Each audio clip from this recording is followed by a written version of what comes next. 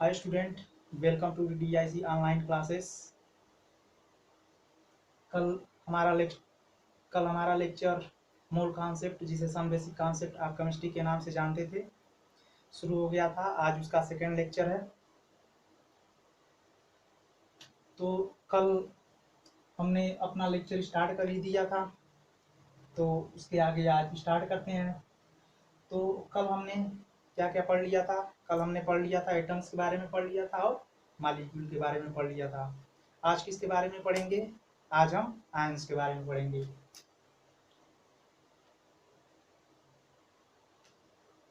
Ions. अब ये ion क्या होते हैं?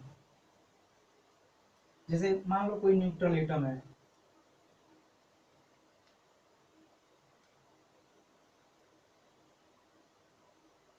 कोई न्यूट्रल एटम है, तो इसमें न्यूट्रल एटम से इलेक्ट्रॉन निकाल दें या इलेक्ट्रॉन ऐड कर दें तो हमारा आयन मिल जाएगा। तो इसका मतलब आयन कितने प्रकार के होंगे? दो प्रकार के, केटायन और एनायन। तो आयंस कितने प्रकार के होंगे? दो प्रकार के। कौन कौन? केटायन और दूसरा एनायन। आयन कितने प्रकार के होंगे? केटायन और एनायन। अब ये कैसे बनेंगे? या तो हम इलेक्ट्रॉन को न्यूट्रल एटम में ऐड करें या न्यूट्रल एटम से इलेक्ट्रॉन को रिमूव करा लें, हमें आयन मिल जाएगा। तो देखते हैं कैसे मिलते हैं। अगर न्यूट्रल एटम में इलेक्ट्रॉन जोड़ देते हैं, क्या इलेक्ट्रॉन जोड़ देते हैं, हमको क्या मिलता है? एनायन। मतलब ये इलेक्ट्रॉन, ये न्यूट्रल एटम इलेक्ट्रॉन क्या किया है? एक्सेप्ट किया है। एक्सेप्ट किया है मतलब ये क्या है? ऋण लिया है, कर्ज लिया है। इसका मतलब एनायन पे कौन सा चार्ज होगा? Negative charge. तो जैसे मान लो न्यूट्रल एटम ए है, तो ए ने इलेक्ट्रॉन एक्सेप्ट करा तो क्या बना? एनायन, मतलब निगेटिव चार्ज लिया है। ये क्या बना? ये क्या है? एनायन है। और इसी तरह से मान लो न्यूट्रल एटम ए है, इसने क्या करा? इलेक्ट्रॉन निकाल दिया। इसका मतलब इसने किसी को कर्जा दे दिया, मतलब ये क्या है? केटायन है।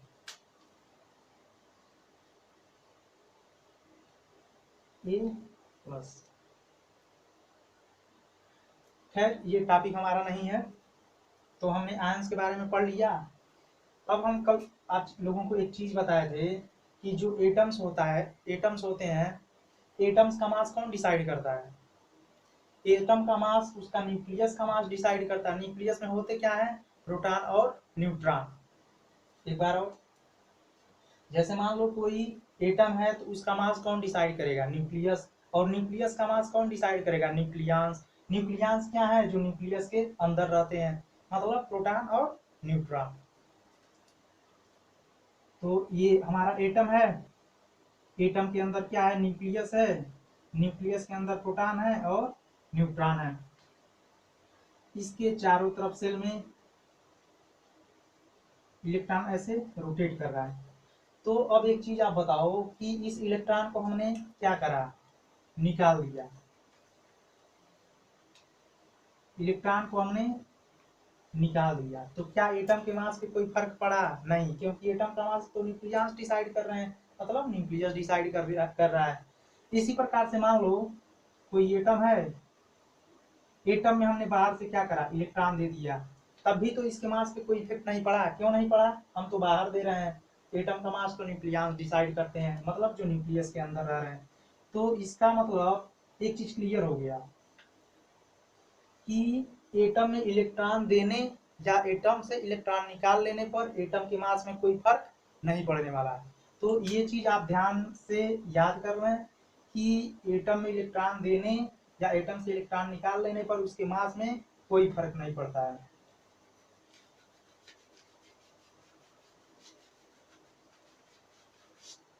तो चलिए हम अपने टॉपिक पे आते हैं। जैसे मान लो कल हमने बताया था कि सोडियम एटम का मोलर मास कितना होता है? सोडियम एटम का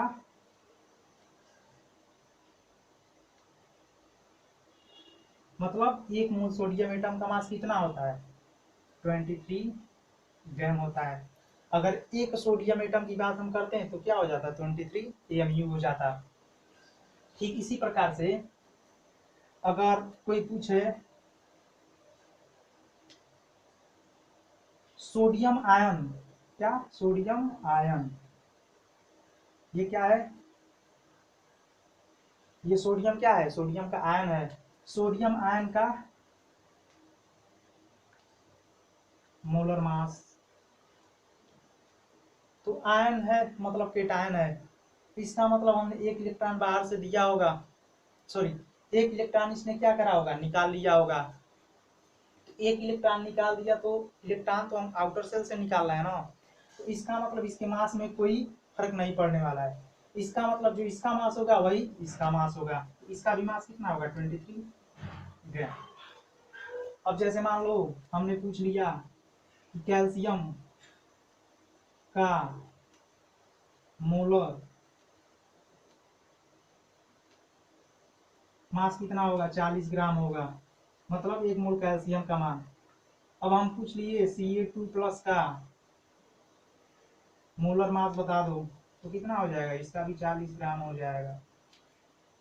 तो एक चीज हम क्लियर हो गए, एक एनायन का भी देख लेते हैं। जैसे क्लोरीन का, क्लोरीन एटम है, ये क्या है, क्लोरीन एटम है। तो 1 मोल क्लोरीन, 1 मोल 1 मोल क्लोरीन एटम का मास बताना है। मतलब 1 मोल क्लोरीन एटम का मास कितना होता है, 35.5 ग्राम। अगर हम पूछ लिए 1 मोल क्लोराइड आयन ले लिए, तो 1 मोल क्लोराइड, ये देखो निगेटिव चार्ज है ना, 1 मोल क्लोराइड आयन का मास बता दो, इसका भी क्या होगा। हमने क्या किया, एक इलेक्ट्रॉन क्या किया, ऐड कर दिया।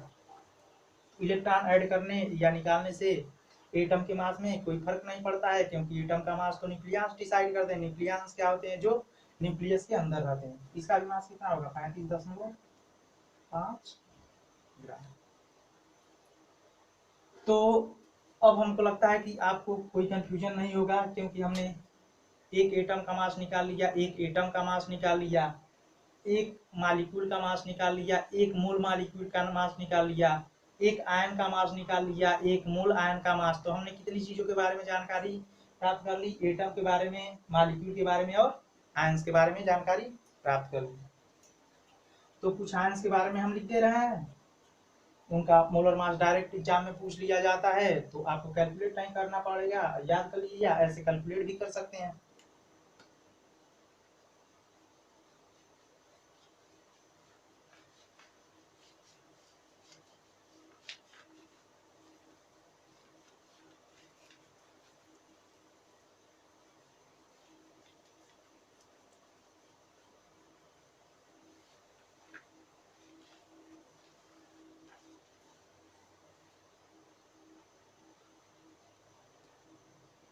जैसे एक होता है नाइट्राइड आयन और एक होता है nitrate ion.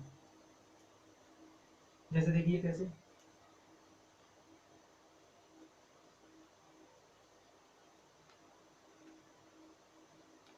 Nitrite ion N पे-3, तो इसका मोलर मास कितना होगा, इसका मतलब है नाइट्रोजन का सिंपली एटम रहा होगा और 3 इलेक्ट्रॉन एक्सेप्ट कर लिया होगा, तो इस पर 3 निगेटिव चार्ज आ गए होंगे। तो सिंपली हम क्या लिखेंगे, नाइट्रोजन का मोलर मास, क्योंकि इलेक्ट्रॉन लेने या देने से कोई फर्क एटम पे नहीं, एटम के मास में नहीं पड़ता है। तो इसका मास कितना हो जाएगा, 7 ग्राम हो जाएगा। मान लीजिए नाइट्रेट आयन का लिखना है, नाइट्रेट आयन NO3 पर -1 होता है क्या, तो इसका 7 हो जाएगा, 7 ग्राम हो जाएगा, प्लस 16×3 = 48 बराबर कितना हो जाएगा, 8×7 = 15 को 5, 4 ये 5, 55 ग्राम हो जाएगा। एक एजाइड आयन होता है, एजाइड आयन ध्यान देना भाई, ये नाइट्रेट आयन है तो N पे -3 है, और एजाइड आयन है तो N3 पे -1 है। इसका मोलर मास कितना हो जाएगा? 14 सॉरी ये 14 ग्राम होता है।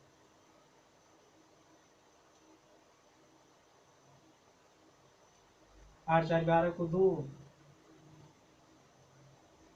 और 4 1 5 6, 62 ग्राम, सॉरी 62 ग्राम।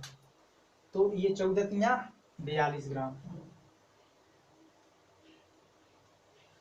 एक मोल एजाइड आयन का मान कितना होगा? इतना। यहाँ लिख लेंगे, यहाँ सिंबल लिख लेंगे। कल एटम था तो यहाँ क्या लिखे थे? Gram atomic mass. तो यहाँ क्या लिख देंगे?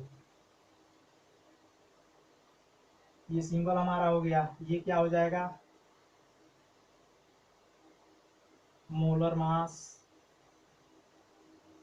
या ऐसे लिख सकते हैं, ये ग्राम आयनिक मास लिख सकते हैं। ग्राम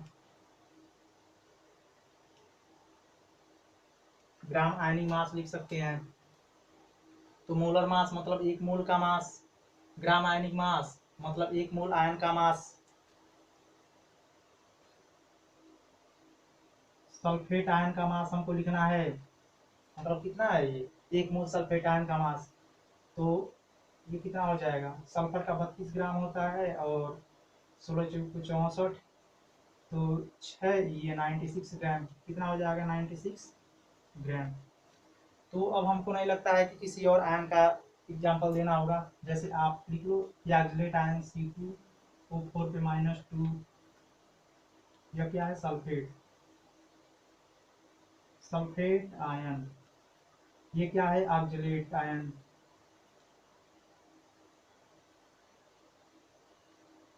ऑक्सलेट आयन, इसका आप निकालोगे।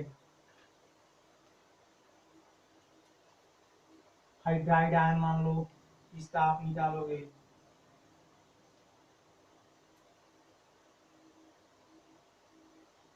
मैग्नीशियम आयन का आप निकालोगे। तो ऐसे बहुत सारे आयन होंगे, आप निकाल सकते हैं। ठीक है,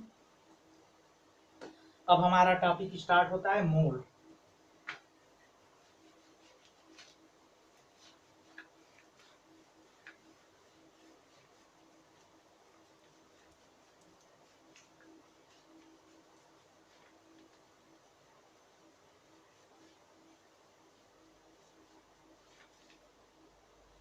ये तो जितने अभी तक आप पढ़े मोल के बारे में इंट्रो था।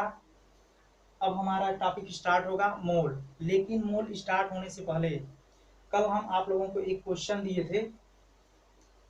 क्वेश्चन ये था कि 1 AMU इक्वल टू 1.66 गुणे 10 पे -24 ग्राम इतना होता है। अगर ये बात सही है तो इसको प्रूव करके बताइए। चलिए सॉल्व कर